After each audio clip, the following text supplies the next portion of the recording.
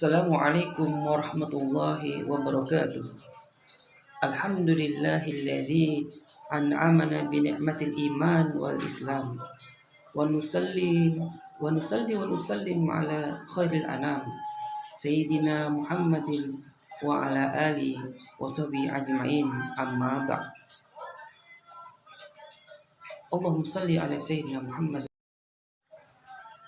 Pertama-tama marilah kita panjatkan puja dan puji syukur kita kehadirat Allah Subhanahu wa taala, yang mana pada kesempatan kali ini kita masih diberikan nikmat sehat wal afiat, nikmat panjang umur, nikmat iman dan nikmat Islam, serta nikmat kita masih dipertemukannya kembali di bulan suci Ramadan. Salawat serta salam semoga selalu tercurah kehadirat baginda Nabi besar Muhammad sallallahu alaihi wasallam serta keluarganya, para sahabatnya, dan juga para pengikutnya hingga akhir zaman. Dan semoga kita termasuk mendapatkan syafaat dari beliau. Amin amin ya rabbal alamin. Ayah, bunda, dan anak-anakku yang dirahmati Allah Subhanahu wa taala.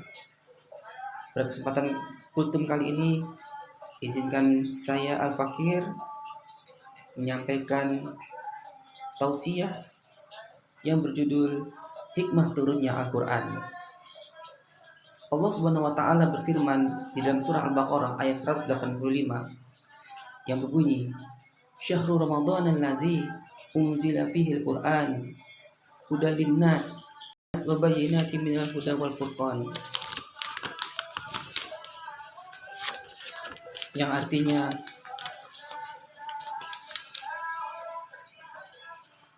bulan Ramadan adalah bulan yang di dalamnya diturunkan Al-Quran sebagai petunjuk dan penjelasan-penjelasan mengenai petunjuk itu, dan pembeda antara yang benar dan yang batil.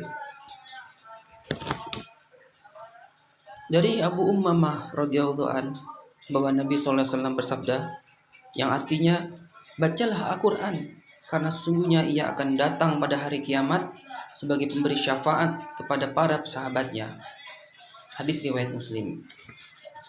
Dari Aisyah radhiyallahu anha bahwa Nabi SAW bersabda, orang yang mahir membaca Al-Quran akan bersama para malaikat yang mulia, dan orang yang membaca Al-Quran sambil terbata-bata maka baginya 2 pahala.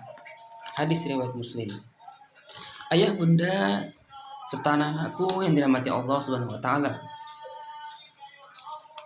Hendaknya di bulan suci Ramadan ini kita menyibukkan hari-hari kita dengan tilawah Al-Quran, karena bulan ini adalah bulan yang sangat mulia. Allah Subhanahu wa taala menurunkan kitab Al-Quran melalui perantara malaikat yang sangat mulia, yaitu malaikat Jibril alaihissalam. Dari malaikat Jibril alaihissalam diturunkan kepada manusia pilihan, Nabi sekaligus Rasul yang mulia, yaitu Nabi Muhammad SAW. Dan Nabi Muhammad diutus untuk menyampaikan Al-Quran kepada umatnya yang mulia, yaitu umat Nabi Muhammad SAW. Maka hendaknya di bulan suci Ramadan ini adalah bulan yang mulia, bulan yang mana diturunkannya Al-Quran. Turunnya Al-Quran adalah di malam yang mulia, yaitu Lailatul Qadar, yang mana malam itu adalah sama dengan malam 1000 bulan. Barang siapa yang beribadah, maka pahala yang sama dengan 1000 bulan yang Allah lipat gandakan. Ayah, bunda, dan anak-anakku serta pemirsa yang dirahmati Allah, Al-Quran diturunkan kepada Nabi Muhammad SAW secara berangsur-angsur, yaitu 22 tahun, 2 bulan, dan 22 hari. Selama itulah Al-Quran turun berangsur-angsur. pada Nabi Muhammad SAW. Al-Quran memiliki jumlah 30 juz, 114 surat dari mulai Al-Fatihah sampai surat An-Nas. Memiliki 6.600 lebih sekian ayat, dan itulah yang terkumpul di dalam satu mushaf Al-Quran. Al-Quran adalah sebagai pedoman, petunjuk bagi manusia agar selamat di dunia dan akhirat.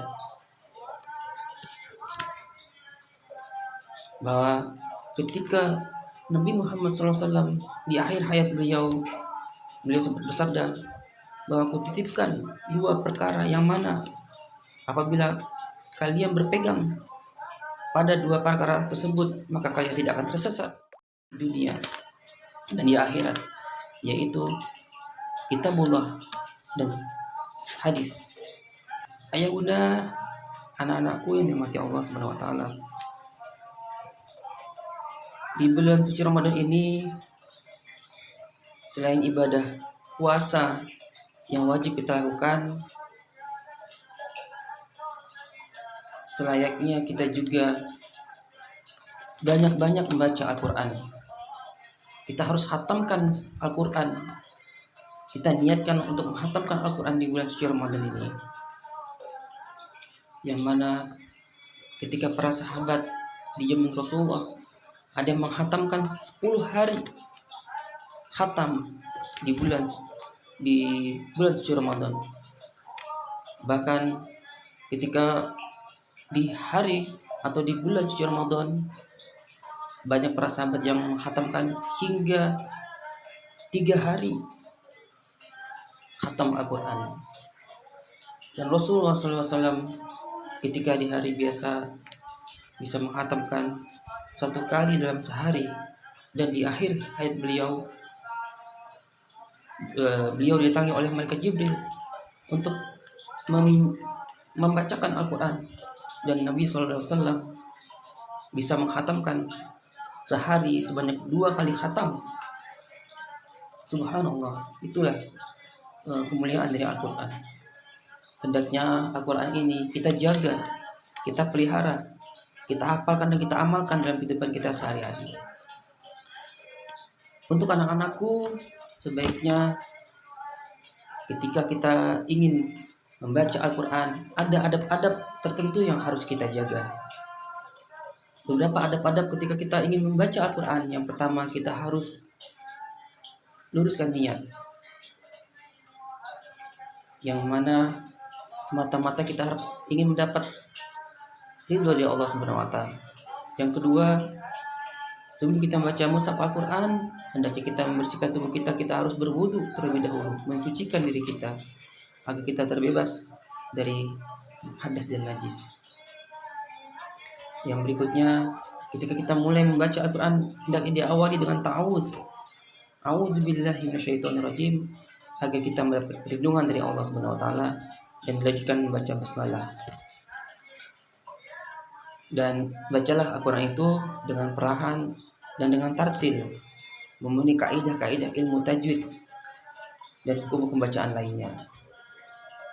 Nah, itulah beberapa hal adab-adab di mana kita ketika ingin membaca Al-Quran. Jadi anak-anakku, ya, ketika kita ingin membaca Al-Quran, kita jaga Al-Quran. Jangan Al-Quran kita terletakkan di sembarang tempat, apalagi di bawah kaki kita. Tidak boleh, ya, tidak boleh. Jangan perlakukan Al-Quran dengan sembarang. Jagalah ia, tempatkanlah ia ke tempat yang tinggi.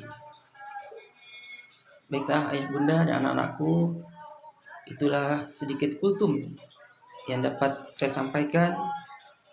Semoga bermanfaat. Kurang lebihnya mohon maaf. Billahi taufiq wa hidayah.